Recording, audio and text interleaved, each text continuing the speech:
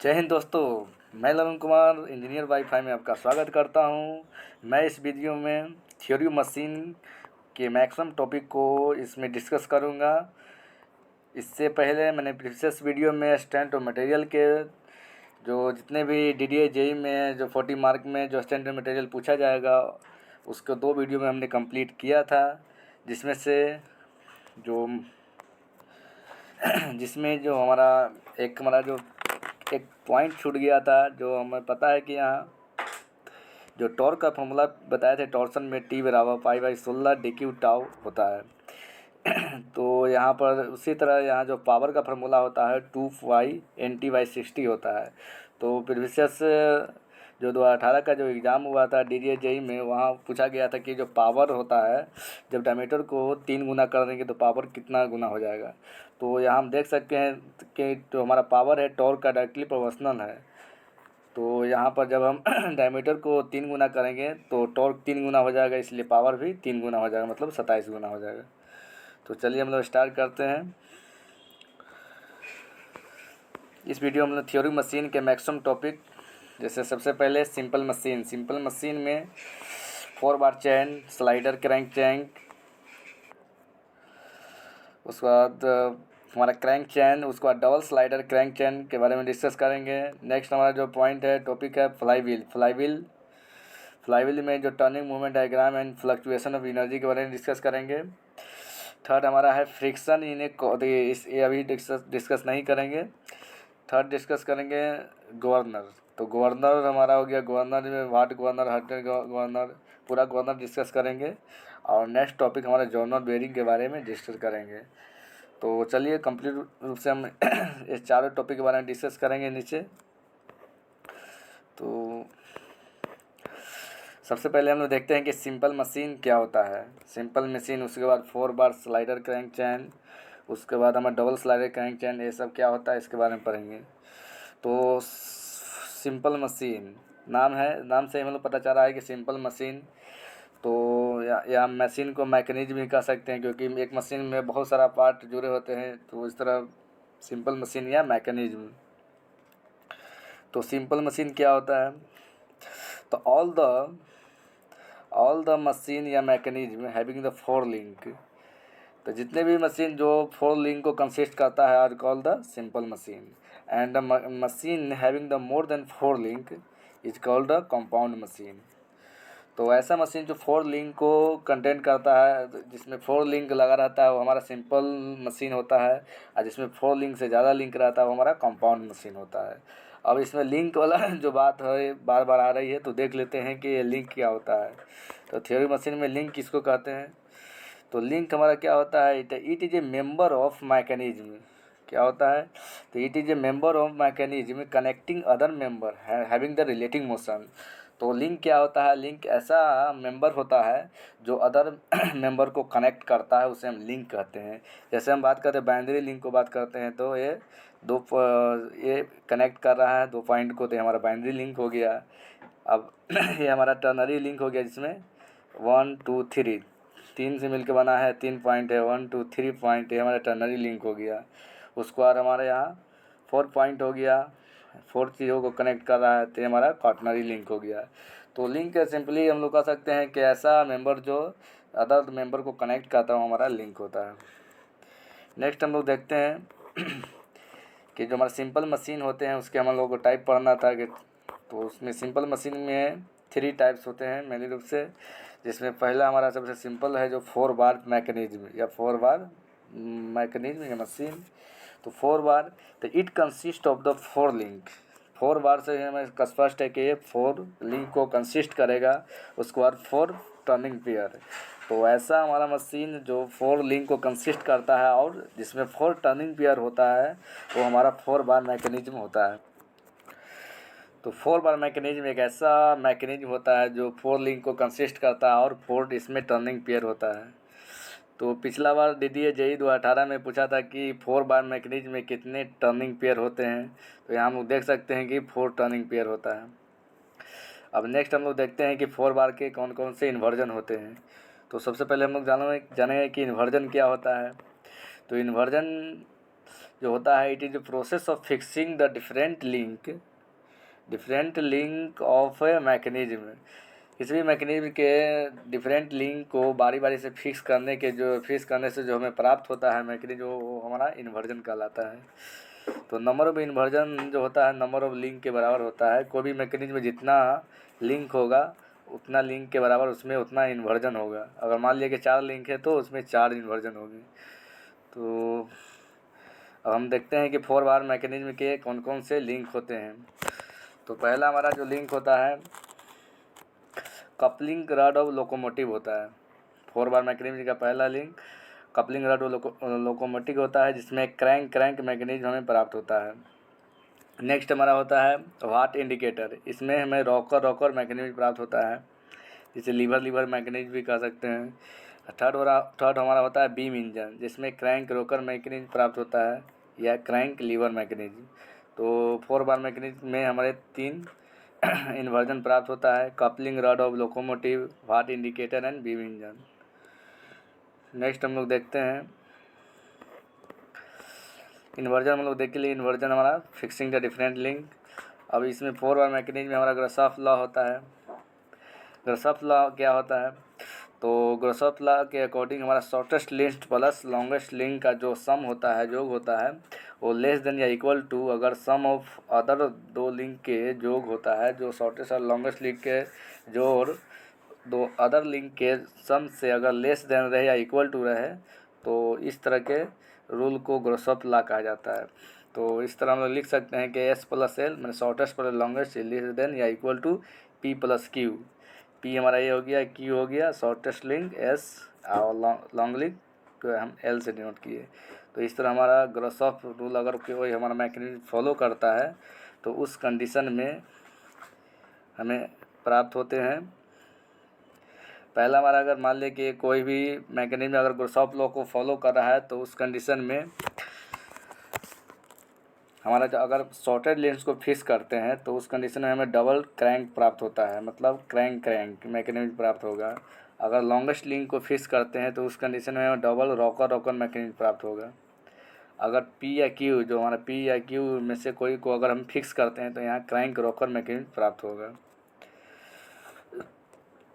Next देखते हैं, अगर मान लिया कि कोई मैकेनिज्म है जो ग्रासॉफ लॉ को फॉलो नहीं कर रहा है, if a mechanism not follow the Grashof law that is shortest link plus longest link is greater than P plus Q, तो इस कंडीशन में जो मैकेनिज्म होता है जो ऑलवेज रॉकर मैकेनिज्म बनाता है। तो इसमें 4 बार मैकेनिज्म में इतना ग्रासॉफ लॉ था। नेक्स्ट हम लोग देखते हैं स्लाइडर क्रैंक चेन मैकेनिज्म। तो स्लाइडर दूसरा हमारा जो 4 बार मैकेनिज्म मतलब सिंपल मशीन का दूसरा टाइप है स्लाइडर क्रैंक मैकेनिज्म। तो ये क्या होता है? तो इट कंसिस्ट ऑफ 4 लिंक। इसमें भी 4 लिंक होता है चूँकि सिंपल मशीन का टाइप से है, बट इसमें 3 टर्निंग पेयर होते हैं और 1 स्लाइडिंग पेयर होता है। अब इसका हम लोग देखते हैं inversion of the slider crank chain mechanism. तो फर्स्ट इसका इन्वर्जन है, तो फर्स्ट इन्वर्जन प्राप्त होता है हम जब लिंक 1 को फिक्स करते हैं। तो जब लिंक 1 दैट मीन्स सिलेंडर को जब फिक्स करेंगे कोई भी हमारा, जैसे हम लोग देख सकते हैं, मान लीजिए कि हमारा ये सिलेंडर हो गया, ये हमारा पिस्टन हो गया, इसमें हमारा कनेक्टिंग रड लगा हुआ है, ये हमारा क्रैंक है। तो अगर हम सिलेंडर को फिक्स करेंगे तो एक अलग मैकेनिज्म प्राप्त होगा, जब हम पिस्टन को फिक्स करेंगे तो अलग मैकेनिज्म प्राप्त होगा, जब कनेक्टिंग रड को फिक्स करेंगे तो अलग मैकेनिज्म प्राप्त होगा, जब हम क्रैंक को फिक्स करेंगे तो अलग मैकेनिज्म प्राप्त होगा। तो 4 लिंक है, चारों को अलग अलग फिक्स करने से अलग अलग टाइप के मैकेनिज्म प्राप्त होगा। तो चलिए देखते हैं कि जब हम first link that means cylinder को जब फिक्स करेंगे तो हमें रेसिप्रोकेटिंग इंजन या कंप्रेसर प्राप्त होगा। नेक्स्ट हमारा जब लिंक 2 को फिक्स करते हैं डैट मीन्स क्रैंक को जब फिक्स करेंगे तो रोटरी IC इंजन, जैसे हम लोग ग्रोम इंजन भी कहते हैं, और दूसरा व्हिटवर्थ किक रिटर्न मैकेनिज्म प्राप्त होता है। तो ये हमें एग्जाम में पूछा जाता है कि लिंक 1 को फिक्स करने से कौन सा सिंगल स्लाइडर टर्न मैकेनिज्म प्राप्त होता है। थर्ड जब हम लिंक को फिक्स करते हैं तो third link that means connecting rod को जब फिक्स करेंगे तो ऑक्सीलरी सिलेंडर या crank and slotted lever mechanism प्राप्त होता है। नेक्स्ट हमारा जब हम लिंक 4 को फिक्स करते हैं तो लिंक 4 दैट मीन्स स्लाइडर या पिस्टन को फिक्स करेंगे, तो इस कंडीशन में हमें हैंड पंप या पेंडुलम पंप या बुल इंजन प्राप्त होगा। ये हम लोग फिगर में देख सकते हैं, ये हमारा सिलेंडर एंड पिस्टन का मैकेनिज्म हो गया। इसी को जब हम लोग डायग्राम में के रूप में प्रदर्शित करते हैं तो ये हमारा लिंक 1 हो गया, ये हमारा लिंक 2 जो क्रैंक हो गया जो रोटेट करता है, लिंक 3 हमारा ये हो गया कनेक्टिंग रड, लिंक 4 यहाँ ये स्लाइडर हो गया पिस्टन जो स्लाइड करता है इसमें। तो यहाँ जो जितने भी फिक्स होते हैं सबको एक लिंक कंसीडर किया जाता है। नेक्स्ट टॉपिक देखते हैं हम लोग। नेक्स्ट हमारा है double slider crank chain mechanism. तो double slider crank chain mechanism में क्या होता है, तो इट कंसिस्ट 4 लिंक, क्योंकि सिंपल मशीन का है टाइप तो 4 लिंक तो रहेगा ही, साथ ही साथ इसमें 2 turning pair and 2 sliding pair होता है। तो डबल स्लाइडर क्रैंक चेन में 2 turning pair and 2 sliding pair होता है। अब इसका हम लोग देखते हैं कि इसमें क्या क्या कौन कौन इन्वर्जन होते हैं। इसके सबसे फर्स्ट जो इन्वर्जन है, जब हम लिंक 1 को फिक्स करते हैं, लिंक 1 मतलब जितने भी यहाँ जो बाहर का जो एक तरह से सिलेंडर टाइप का है वो उसको जब हम फिक्स करते हैं तो हमें इलिप्टिकल टनल मैकेनिज्म प्राप्त होता है। ये 2018 के DDA-JEE में पूछ चुका है कि जो इलिप्टिकल टनल जो होता है इसका इन्वर्जन होता है। तो हम लोग यहाँ देख सकते हैं कि इलिप्टिकल जो टनल होता है जो double slider crank chain mechanism का इन्वर्जन होता है। नेक्स्ट हम लोग देखते हैं जब लिंक 2 को जब हम फिक्स करते हैं तो लिंक 2 को फिक्स करने से हमें स्कॉच योक मैकेनिज्म प्राप्त होता है। और जब लिंक 3 को फिक्स करते हैं, लिंक 3 रड में से जो हमारा कनेक्टिंग रड है इसको जब हम फिक्स करते हैं तो इस कंडीशन में हमें ओधम कपलिंग प्राप्त होता है।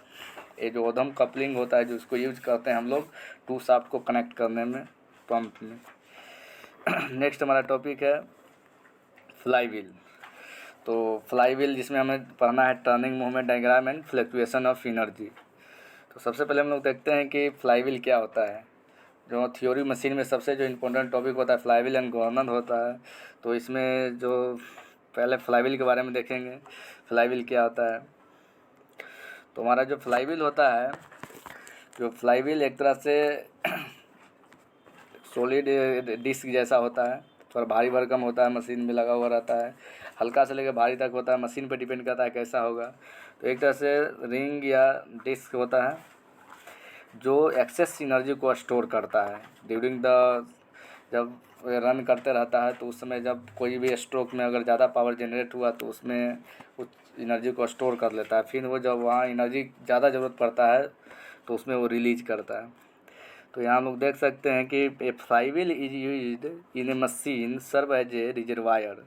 ये रिजर्वायर की तरह बिहेव करता है to store the energy during the period, during the जो रन करता है उस पीरियड के दौरान जो एनर्जी जनरेट होता है पावर स्ट्रोक में उस एनर्जी को ये स्टोर करता है।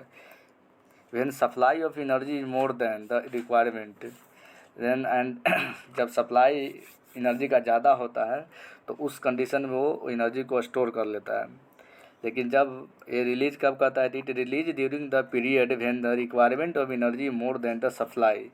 जब सप्लाई कम हो रहा है, रिक्वायरमेंट ज़्यादा है तो उस कंडीशन में वो एनर्जी को रिलीज कर देता है।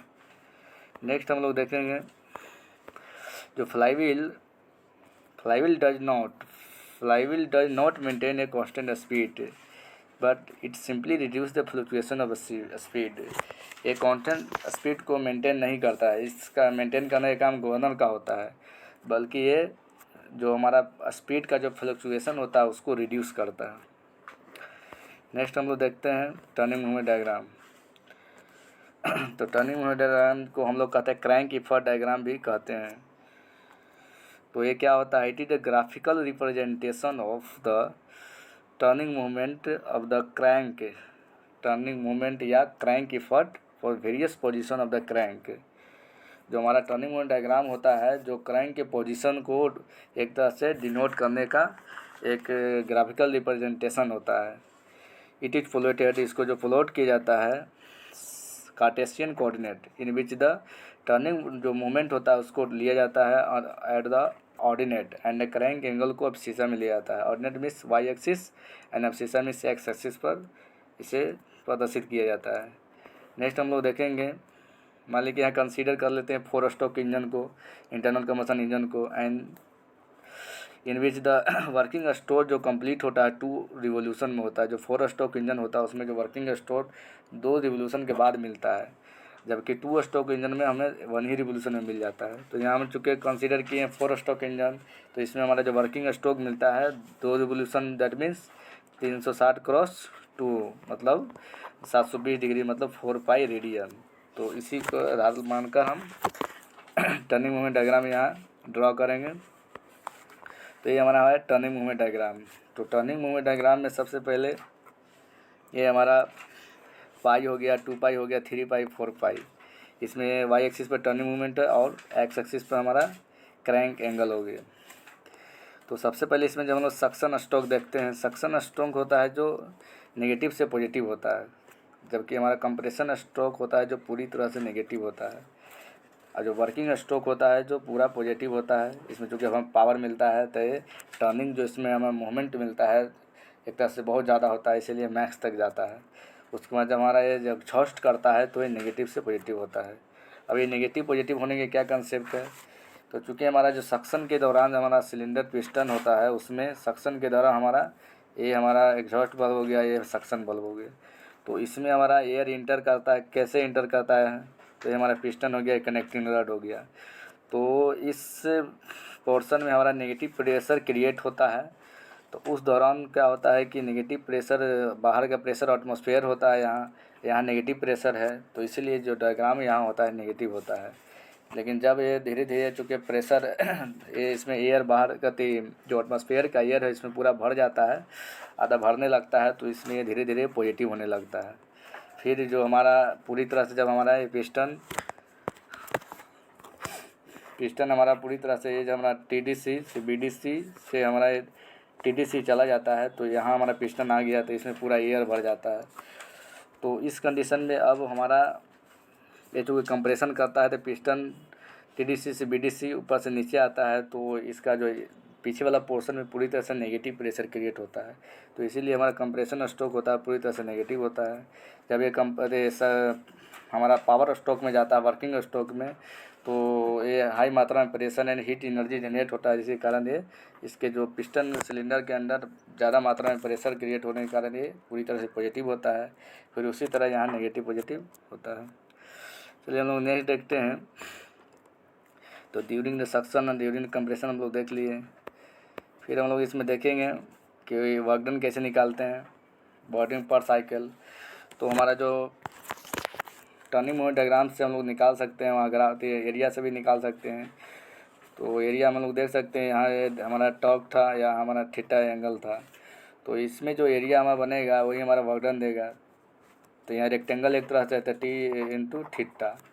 तो इसी कंसेप्ट के हम क्लियर करेंगे यहाँ। तो यहाँ जो यहाँ वर्क डन हमारा है, तो वर्क डन हमारा जो हो जाएगा T/θ हो जाएगा। टी मीन का हो गया, टी यहाँ हम लोग मीन लेते हैं, मैक्सिमम नहीं लेते हैं। तो टी मीन हमारा हो गया, मीन टॉर्क हो गया, थीटा हमारा एंगल टर्न इन 1 साइकिल। 2 पाई जब हम कब लेंगे, जब in case of 2 stroke, and 4 पाई लेंगे in case of 4 stroke engine. अब इसमें एक और पॉइंट हम लोग देख लेंगे कि ये हमारा जो टी होता है, टॉर्क होता है, आई इंटू अल्फा के बराबर होता है। आई हमारा मोमेंट इनर्शिया, अल्फा है द एंगुलर एक्सेलरेशन होता है। नेक्स्ट है फ्लक्चुएशन ऑफ स्पीड। जब हमारा फ्लाईव्हील चलता है तो इसमें स्पीड में फ्लक्चुएशन होता है, तो ये हम लोग देखेंगे। तो फ्लक्चुएशन ऑफ स्पीड क्या होता है, the difference between the maximum and minimum speed during a cycle is called the maximum fluctuation of speed. तो मैक्सिमम स्पीड मतलब N1 माइनस N2 का जो डिफरेंस होता है वो हमारा मैक्सिमम फ्लक्चुएशन स्पीड कहलाता है। इसी के आगे हम लोग देखेंगे coefficient of fluctuation of speed, जिसे हम डिनोट करते हैं CS से डिनोट करते हैं। तो it is the ratio of the maximum fluctuation of speed to the mean speed. That means CS बराबर N max minus N mean बटे N मीन होता है। That means N1 minus N2 by N1 plus N2 by 2। उसके बाद इसको हम इस तरह लिख सकते हैं। नेक्स्ट हमारा है कोएफिशिएंट ऑफ स्टिफनेस। तो कोएफिशिएंट ऑफ स्टिफनेस को M से डिनोट करते हैं। ये हमारा देखिए प्रोकल of coefficient of fluctuation of speed होता है, जिसको हम लोग M से डिनोट करते हैं। इस प्रकार M बराबर 1/CS होता है, या सी एस को जब उल्टा करेंगे तो N mean by N max minus N mean हो जाएगा। नेक्स्ट हम लोग देखते हैं, अब इसमें हम लोग इम्पोर्टेंट टॉपिक ये है फ्लाईव्हील में मैक्सिमम फ्लक्चुएशन ऑफ एनर्जी। तो मैक्सिमम फ्लक्चुएशन ऑफ एनर्जी क्या होता है? The difference between maximum and minimum energy during a cycle is called the maximum fluctuation of energy. जिस तरह हमें मैक्सिमम फ्लक्चुएशन ऑफ स्पीड था उसी तरह हमारा मैक्सिमम फ्लक्चुएशन ऑफ एनर्जी है। तो मैक्सिमम मिनिमम के डिफरेंस को मैक्सिमम फ्लक्चुएशन ऑफ एनर्जी कहते हैं। जहाँ हम लोग देख सकते हैं कि मैक्सिमम फ्लक्चुएशन ऑफ एनर्जी बराबर E max minus E mean. जब इसको हम लोग कैलकुलेशन करेंगे तो half into I omega W omega square minus omega mean के स्क्वायर। ओमेगा हमारा क्या है? एंगुलर स्पीड हो गया। तो यहाँ इसको आप कन्वर्ट करेंगे तो आई ओमेगा मीन के स्क्वायर माइनस सी एस। जब सी एस को हम लोग तोड़ेंगे तो ये हमारा मिल जाएगा फाइनली। ये हमारा फाइनली फार्मूला होता है, इसको हम लोग यूज करते हैं, ये हमें लगाने में इजीली होता है। तो मैक्सिमम फ्लक्चुएशन में एनर्जी जो होती है आई इनर्शिया होगी, उसके बाद W mean into W1 minus W2, ये हमारा मेन फार्मूला होता है। तो हमारा जो हमारा मैक्सिमम फ्लक्चुएशन एनर्जी होता है जिसको हम लोग चेंज इन काइनेटिक एनर्जी भी कह सकते हैं। नेक्स्ट हम देखते हैं, नेक्स्ट हमारा है coefficient of fluctuation of energy. अब हमने मैक्सिमम फ्लक्चुएशन एनर्जी देखा, उसके बाद हम लोग देखते हैं coefficient of fluctuation of energy. तो it is the ratio of maximum fluctuation of energy to the work done per cycle. तो हमारा जो मैक्सिमम फ्लक्चुएशन ऑफ एनर्जी है उसको वर्क डन से जब डिवाइड करते हैं तो इस रेशियो को हम लोग coefficient of fluctuation of energy कहते हैं, जहाँ डेल्टा ई मैक्स बटे वर्क डन को हम लोग लिख सकते हैं T mean into theta. Next हम लोग देखते हैं मास। इसमें हम लोग देखते हैं मास मोमेंट ऑफ इनर्शिया। अगर हम रिंग की बात करते हैं तो मास मोमेंट ऑफ इनर्शिया होती है जो रिंग की एम एक्सवाइड होती है, जबकि मास मोमेंट इनर्शिया जो डिस्क होती है जो एम एक्सवाइड 2 होती है, न्यूमेरिकल बनाने में हमें यूज होता है। अगर मान लिया कि हमारा फ्लाईव्हील रिंग टाइप है तो इसके जो आई के जो वैल्यू लेंगे एम एक्सवाइड लेंगे।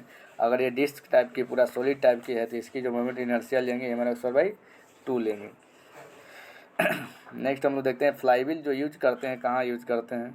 तो मेनली दूसरे फ्लाईव्हील जो यूज करते हैं बड़े बड़े मशीन में यूज करते हैं, जहाँ हमें थोड़ा एनर्जी, जो हमारा इंजन होता है जो 4 स्ट्रोक होता है, इसमें सक्शन स्ट्रोक हो गया, कंप्रेशन स्ट्रोक, इसमें पावर नहीं मिलता है, डायरेक्ट हमको 3rd पावर स्ट्रोक मिलता है। उसके बाद फिर एग्जॉस्ट स्ट्रोक होता है। तो ये तीनों स्ट्रोक को पूरा करने में हमें जो एनर्जी ख़त्म होता है पावर स्ट्रोक से मिलता है। तो इस तरह इसमें इसलिए हम लोग फ्लाईव्हील का यूज करते हैं। फ्लाईव्हील मेनली दूसरे इंजन में यूज करते हैं, पंचिंग मशीन में यूज करते हैं, सीइंग मशीन सीने वाला मशीन में यूज करते हैं। जबकि ये यूज कहाँ नहीं कर सकते हैं तो हम लोग इलेक्ट्रिक मोटर में ज़रूरत नहीं रहती है, जबकि लेथ में भी नहीं यूज करते हैं, गियर बॉक्स में यूज नहीं करते हैं। तो पिछला जो DDA JEE का एग्ज़ाम 2018 हुआ था उसमें हमें पूछा था कि निम्न में से किसमें हम लोग फ्लाईव्हील का यूज करते हैं, जिसमें इलेक्ट्रिक मोटर था, लेथ था, गियर बॉक्स था, पंचिंग मशीन था। तो हम लोग यहाँ देख सकते हैं कि पंचिंग मशीन में फ्लाईव्हील यूज करते हैं। नेक्स्ट हमारा है, इस पर एक न्यूमेरिकल देख लेते हैं जो DDA JEE 2018 में पूछ चुका है। न्यूमेरिकल है कि the speed of an engine vary from the 110 radian per second से 90 radian per second during the cycle. जो हमारा change in the kinetic energy जो फाउंड जो पाया गया है 200 न्यूटन इंटू मीटर है। तो what is the inertia of the flywheel का इनर्शिया हमें निकालना है।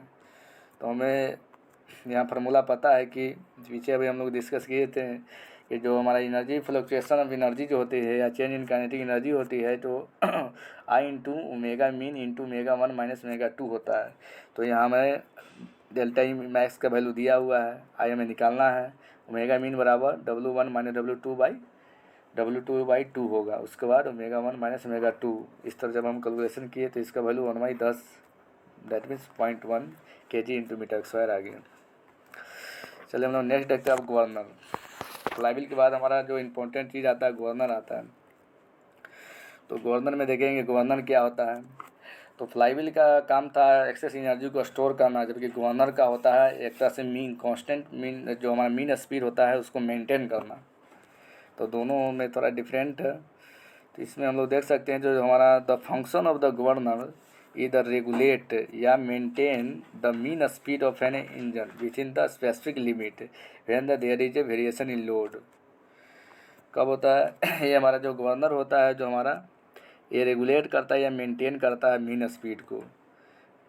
जो हम जिस स्पीड में हम एक तरह से स्पेसिफिक लिमिट में इंजन को मान लें कि फिक्स किए हैं, और जैसे गाड़ी जा रही है तो उसमें एक नॉर्मल स्पीड रहता है, उस पर जा रहा था मान लें 40 पर हम लोग फिट किए हैं, तो उस कंडीशन में मान लें कि जब हम चढ़ाई कर रहे हैं, ऊंचाई पर चढ़ाई कर रहे हैं, तो वहाँ पर क्या होता है कि हमारा स्पीड डाउन हो जाता है लोड के बढ़ने से। तो उस कंडीशन में हमारा गवर्नर क्या करता है, सप्लाई ज़्यादा फ्यूल को करता है, जिससे स्पीड जो होता है मेंटेन हो जाता है। तो यहीं पर इसी कंडीशन के लिए हमारा लोड वेरिएशन के लिए हमारा गवर्नर होता है। नेक्स्ट हम लोग देखेंगे गवर्नर के बारे में। तो गवर्नर जो होता है ऑटोमेटिकली कंट्रोल करता है सप्लाई ऑफ वर्किंग फ्लूइड को to the engine with the varying the load. अगर जब भी लोड वेरी करता है तो उसके अकॉर्डिंग अगर लोड बढ़ेगा तो फ्यूल को ज़्यादा सप्लाई करेगा, लोड कमेगा तो फ्यूल को कम सप्लाई करेगा। इस तरह वो कम ज़्यादा फ्यूल सप्लाई कर स्पीड को मेंटेन करता है governor. The condition and keep the mean speed को क्या करता है, एक तरह से with in the specific limit में जो फिट किया रहता है, जो हम लोग चलाना चाहते हैं उसमें यह मेंटेन करके देता है। इस तरह हम देख सकते हैं जब लोड को बढ़ाते हैं तो स्पीड क्या होता है, डाउन होता है। और जब हम लोग गवर्नर लगा देते हैं तो ये गवर्नर यहाँ क्या करता है, सप्लाई ऑफ फ्यूल को ज़्यादा कर देता है, जिससे हमारा स्पीड मेंटेन हो जाता है। नेक्स्ट हम लोग देखते हैं इसमें और पॉइंट है गवर्नर में। द फंक्शन ऑफ जो फ्लाईव्हील जो होता है जनरली रूप से इंजन में जो एनर्जी को इंटायरली डिफरेंट होता है फ्रॉम द गवर्नर से। बात सही है, बिकॉज क्योंकि the operation of the flywheel जो होता है कंटिन्यूअस होता है। तो जबकि हमारा जो ऑपरेशन ऑफ द गवर्नर जो होता है जो मोर या लेस इंटरमीडिएंट होता है when the variation in load. जब लोड में वेरिएशन होगा तभी हमें गवर्नर की ज़रूरत पड़ेगा, जबकि हमारा जो फ्लाईव्हील होता है कंटिन्यूअस वर्क करते रहता है।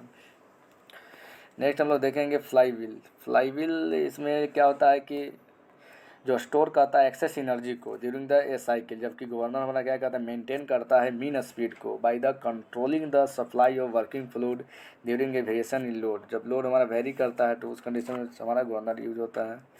अब इसमें डायग्राम देखें गवर्नर का। गवर्नर में ये हमारा स्पिंडल होता है जिस पर सभी चीज़ माउंटेड रहता है। स्पिंडल के बाद ये हमारा जो दो साइड वाला होता है ये हमारा आर्म होता है जो इससे अटैच रहता है। इसी में हमारा जो मास इसमें अटैच रहता है जो इनर्शिया प्रोवाइड करता है। उसके बाद ये हमारा लिंक हो गया क्रैंक जैसा। नेक्स्ट हमारा ये हमारा जो स्लीव होता है बीच में, ये इसमें मास थोड़ा रहता है वेट। उसके बाद ये हमारा बीवल गियर से अटैच रहता है।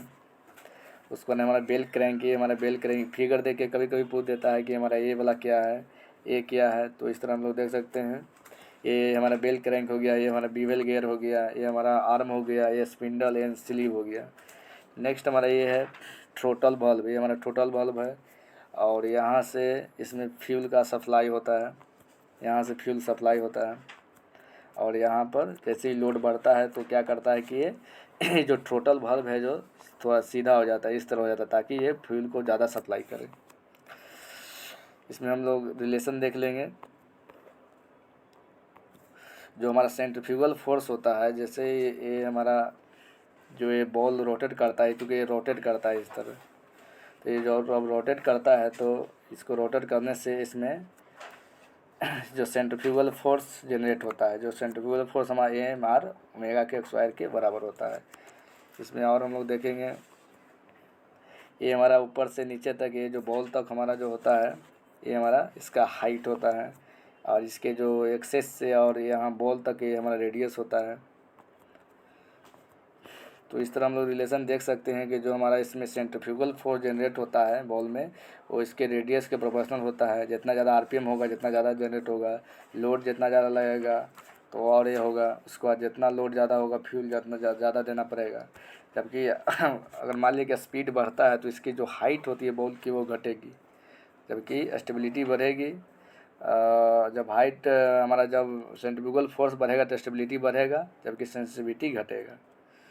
तो इस तरह हम लोग देख सकते हैं कि जब हमारा रोटेशन बढ़ता है तो रोटेशन बढ़ने से हमारा एक तरह से स्टेबिलिटी बढ़ती है, और लोड बढ़ेगा तो हमारा फ्यूल भी ज़्यादा सप्लाई होगा। तो ये हमारा गवर्नर में है। नेक्स्ट हम लोग गवर्नर के टाइप्स देखते हैं। तो गवर्नर का क्लासिफिकेशन देखते हैं, गवर्नर कैसे कितने टाइप के होते हैं।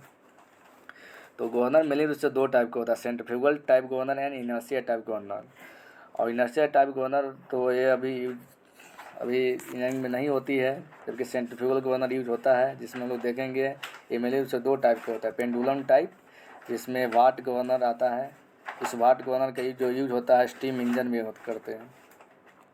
नेक्स्ट हमारा होता है लोडेड टाइप गवर्नर। अब लोडेड टाइप गवर्नर भी हमारा दो टाइप का होता है, डेड वेट गवर्नर या ग्रेविटी कंट्रोल गवर्नर। और इस ग्रेविटी कंट्रोल गवर्नर में होता है porter governor, fuel governor. Next हमारा होता है स्प्रिंग कंट्रोल गवर्नर। तो इस स्प्रिंग जो कंट्रोल गवर्नर होता है ये मेन रूप से चार टाइप का होता है, जिसमें हमारा पहला हो गया हर्टनेल गवर्नर, दूसरा हो गया हर्टंग गवर्नर, तीसरा हो गया विल्सन गवर्नर, चौथा हो गया पिकरिंग गवर्नर। तो ये इस तरह हमारा वाट गवर्नर का क्लासिफिकेशन हो गया। ये हमारा पिकरिंग जो गवर्नर जो यूज़ करते हैं हम लोग ग्रामोफोन में यूज करते हैं। ये DDA JEE में 2018 में पूछ चुका है कि पिकरिंग जो गवर्नर होता है उसका हम लोग कहाँ यूज करते हैं, तो ग्रामोफोन में यूज करते हैं। नेक्स्ट हम लोग देखते हैं कि हाइट ऑफ हमारा गवर्नर कैसे निकाला जाता है। तो हाइट ऑफ गवर्नर मिले उससे पहले देखते हैं वाट गवर्नर। तो वाट गवर्नर का जो हाइट होती है, जो कैलकुलेटिव वैल्यू है 895 बाई हमारा एन ऑक्साइड होता है, या ये जो हमारा मीटर में आता है, या G/ओमेगा ऑक्साइड भी होती है। G हमारा ग्रेविटी हो गया 9.81 वैल्यू, ओमेगा हमारा एंगुलर स्पीड हो गया। नेक्स्ट हम लोग देखते हैं पोर्टर गवर्नर का हाइट। तो पोर्टर गवर्नर का जो हाइट होती है 895 बाई एन ऑक्साइड इंटू छोटे m बटे 12m बटे छोटा m होता है, जहाँ छोटा m होता है जो बॉल का मास होता है, 12m होता है जो स्लीव पर जो मास दिया रहता है उसका होता है। नेक्स्ट हमारा है हर्टनेल गवर्नर। तो हर्टनेल गवर्नर का जो हाइट होती है जो R2 - R1 इंटू y/x होती है, जबकि जो स्टिफनेस ऑफ द स्प्रिंग, उसमें जो स्प्रिंग लगे रहते हैं उसका जो स्टिफनेस होता है S2 - S1 बाई हाइट होती है। अब इसमें देखेंगे कि S1 क्या होती है, हमारा R2 R1 क्या होता है। तो जहाँ हमारा R1 होता है जो मिनिमम रेडियस ऑफ रोटेशन होता है, जबकि R2 होता है जो मैक्सिमम रेडियस ऑफ रोटेशन होता है। S1 होता है जो spring force exerted by R1, जबकि हमारा S2 जो होता है spring force exerted by R2, जबकि X होता है लेंथ ऑफ बॉल आर्म होता है, Y हमारा लेंथ ऑफ स्लीव आर्म होता है। नेक्स्ट हम लोग देखेंगे सेंसिटिविटी ऑफ गवर्नर। तो सेंसिटिवनेस ऑफ गवर्नर क्या होता है, तो a governor is said to be sensitive when it is readily respond to a small change in speed। तो थोड़े से स्मॉल चेंज होने से अगर गवर्नर में कोई रीडिंग करने जो अगर वो कोई रिस्पॉन्स देता है तो उस चीज़ को सेंसिटिविटी कहते हैं। और जो इस सेंसिटिविटी को जो सेंसिटिवनेस कैलकुलेट किया जाता है रेंज ऑफ स्पीड बटे मीन स्पीड से। Range of speed that means N2 - N1 और मीन स्पीड N1 - N2/2। तो इस तरह हम इसको लिख सकते हैं N2 - N1 और N हमारा मीन हो गया, ऐसे लिख सकते हैं। तो हम लोग देख सकते हैं कि N1 क्या हो गया, N1 हमारा मिनिमम स्पीड और at the full load condition. जब फुल लोड कंडीशन रहेगा तो N1 के वैल्यू जो कम होगी, इसलिए N2 - N1 यहाँ होता है। जबकि N2 होता है जो मैक्सिमम स्पीड होता है एट नो लोड कंडीशन में, तो स्पीड ज़्यादा ही रहेगा, जबकि N होता है जो मीन स्पीड होता है। नेक्स्ट हम लोग देखेंगे आइसोक्रोनिज्म या आइसोक्रोनस गवर्नर। तो आइसोक्रोनस गवर्नर क्या होता है, तो ये governor is said to be isochronous governor when the governor is same speed for all the position of the sleeve या for all the radii of rotation of the ball. तो जो हमारा ऐसा गवर्नर है जिसका सेम स्पीड रहे all position of sleeve या all radii of rotation, सब रोटेशन में गवर्नर का स्पीड अगर सेम रहता है तो उस तरह गवर्नर को हम लोग को आइसोक्रोनस गवर्नर कहते हैं। और इस घटना को हम लोग फिनोमेना को आइसोक्रोनिज्म कहते हैं। इस तरह हम लोग देख सकते हैं कि आइसोक्रोनस गवर्नर्स के पास इन्फिनाइट सेंसिटिविटी होती है। नेक्स्ट ये हमारा एग्जाम में पूछता है, बहुत बार पूछा भी है। नेक्स्ट देखते हैं हंटिंग क्या होता है गवर्नर में। तो जो हंटिंग होता है governor is said to be hunt कैसे कहेंगे इसको, if the speed of the engine जो होता है फ्लक्चुएट करता है कंटिन्यूसली एबव या बिलो द मीन स्पीड। और कोई गवर्नर का जो स्पीड होता है जो उसकी मीन स्पीड से कंटिन्यूसली एबव या बिलो वेरी करता है, तो उस फेनोमेना को हंटिंग कहा जाता है। उसके बाद हम लोग नेक्स्ट टॉपिक देखेंगे, इसमें कंट्रोलिंग फोर्स एंड रेडियस में जो एक रिलेशन होता है, एक डायग्राम ग्राफ होता है। तो सबसे पहले ये हमारा कंट्रोलिंग फोर्स हो गया, ये हमारा रेडियस हो गया। तो रेडियस हमारा बॉल हो गया ये, तो उसमें जो कोई हमारा बॉल यहाँ जो लगा रहता है, यहाँ हमारा स्पिंडल हो गया, ये हमारा बॉल यहाँ अटैच रहता है। तो इसे जब रन करता है इसमें सेंट्रीफ्यूगल फोर्स जनरेट होता है। तो इसको कंट्रोल करने के लिए एक फोर्स होता है जिसे हम लोग कंट्रोलिंग फोर्स एफ का जो कहते हैं, जो होता है AMR ओमेगा स्क्वायर होता है कंट्रोलिंग फोर्स। तो इसी कंट्रोलिंग फोर्स और रेडियस के बीच में रिलेशन होता है, जिसमें सबसे पहले हमारा जो अनस्टेबल गवर्नर यहाँ जो होता है, जो इसका जो इक्वेशन होता है FC बराबर AR+B, बहुत सारे एग्जाम में पूछा जाता है कि जो FC बराबर AR+B किसका इक्वेशन है, तो ये हमारा अनस्टेबल गवर्नर का हो गया। FC बराबर AR होता है जो आइसोक्रोनस गवर्नर का होता है, जो ऑरिजिन से गुजरता है। नेक्स्ट हमारा होता है जो स्टेबल गवर्नर होता है, जिसका रिलेशन होता है FC = AR-B होता है। तो इस तरह हम लोग तीनों गवर्नर देख लिए। अनस्टेबल टाइप का गवर्नर रहेगा तो उसका क्या इक्वेशन रहेगा, आइसोक्रोनस रहेगा उसका क्या रिलेशन रहेगा, उसके बाद स्टेबल का क्या रहेगा। नेक्स्ट हम लोग देखते हैं बियरिंग।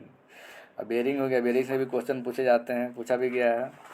तो बियरिंग क्या होता है, तो बियरिंग क्या होता है, तो it is a machine element which reduce the friction between the moving parts. Bearing क्या होता है, एक ऐसा मशीन एलिमेंट होता है जो रिड्यूस करता है, किसको, फ्रिक्शन को रिड्यूस करता है between the moving parts, and support भी करता है, होल्ड भी करता है, and help in the freely moving the shaft is called bearing. तो ऐसा मशीन एलिमेंट जो फ्रिक्शन को कम करता है मूविंग पार्ट के बीच, साथ ही साथ ये सपोर्ट भी करता है शाफ्ट को, होल्ड भी करता है, और help in freely moving of the shaft is called bearing. It allows the relative motion between the two parts and reduce the friction between moving part. ये क्या करता है, ये रिलेटिव मोशन को प्रोवाइड अलाउ करता है between the two parts and reduce करता है फ्रिक्शन को between the moving part. Next हम लोग देखते हैं टाइप्स ऑफ बेयरिंग। तो टाइप्स ऑफ बेयरिंग में क्या होता है, सबसे पहले टाइप्स ऑफ बेयरिंग में हमारा फ्रिक्शन बेयरिंग और दूसरा एंटी फ्रिक्शन बेयरिंग होता है। तो सबसे पहले हम लोग देखेंगे फ्रिक्शन बेयरिंग क्या होता है। if the surface contact between the bearing bore, if the surface, अगर कोई हमारा जो बेयरिंग है उसमें अगर सरफेस कांटेक्ट हो रहा है किसके बीच में, तो ये bearing bore part and shaft के बीच में, बेयरिंग का जो बोर होता है, जैसे ये हमारा बेयरिंग हो गया, इसका अंदर वाला पोर्शन हो गया, इसमें हमारा मान लें कि बॉल या जो भी रोलर लगा रहता है, तो ये जो इनसाइड अंदर का जो जो हमारा पार्ट होता है वो हमारा बोर कहलाता है, मैंने inside diameter is called the bore. तो बोर और शाफ्ट के बीच में अगर सरफेस कांटेक्ट हो तो उस तरह के बेयरिंग को हम लोग फ्रिक्शन बेयरिंग कहते हैं। इसमें ज़्यादा फ्रिक्शन टच में आते हैं इसलिए फ्रिक्शन बेयरिंग होगी। इसके जो मोस्ट एग्जांपल हो गया जॉर्नल बेयरिंग हो गया, जिसे वाइट मेटल बेयरिंग भी कहते हैं। ये एक तरह से ज़्यादा लोड को लेता है।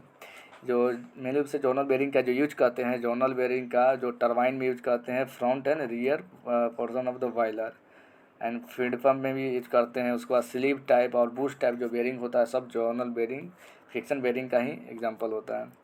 नेक्स्ट हम लोग देखेंगे जो हमारा ये मान लें कि जो हमारा जॉर्नल बेयरिंग होता है इस तरह होता है। ये एक तरह से शाफ्ट के साथ उसी के साथ शाफ्ट इसके बीच में रहेगा, ये शाफ्ट पर ही चढ़ा रहता है। ये पूरा बेयरिंग एक तरह से जॉर्नल बेयरिंग रहेगा, इसी में घुसा रहता है, ये लंबा रहता है।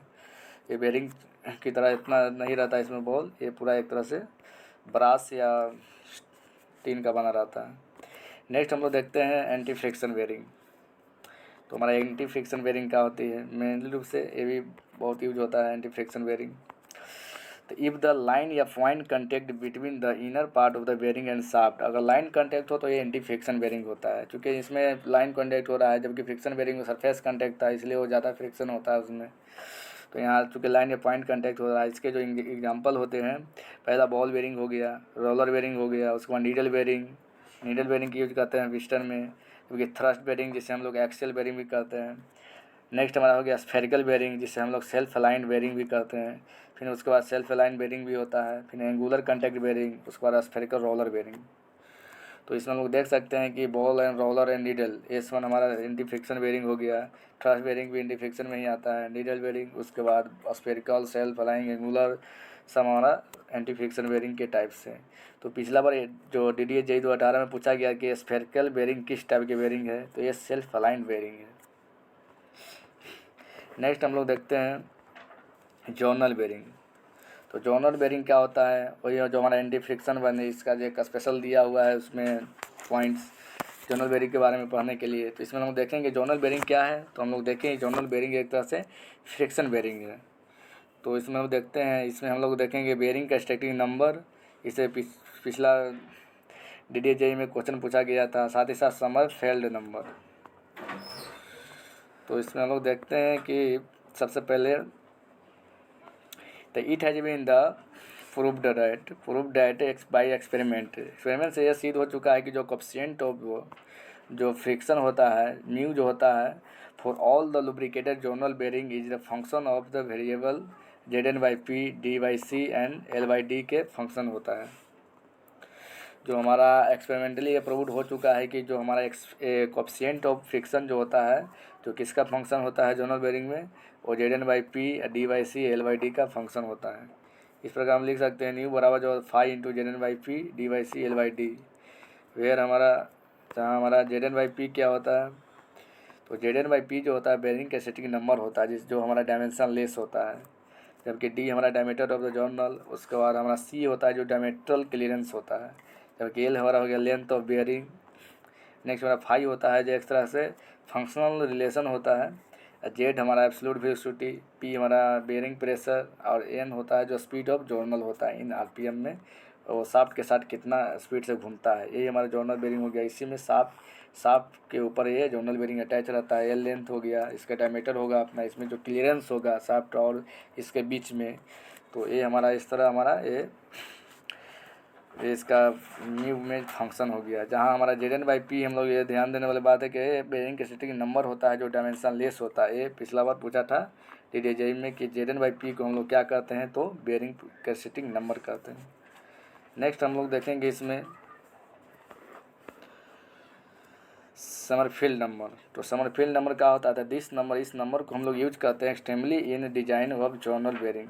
तो जोनल बेरिंग के डिजाइनिंग में हम लोग मेन रूप से समरफील्ड नंबर को यूज करते हैं। मैथमेटिकली हम लोग देख सकते हैं कि जो समरफील्ड नंबर होता है Zn/P होता है, या Zn/P × D/C के होल स्क्वायर। D हमारा डायमीटर और जोनल हो गया, C हमारा डायमेट्रल क्लियरेंस हो गया। नेक्स्ट हम लोग देखेंगे बेरिंग लाइफ।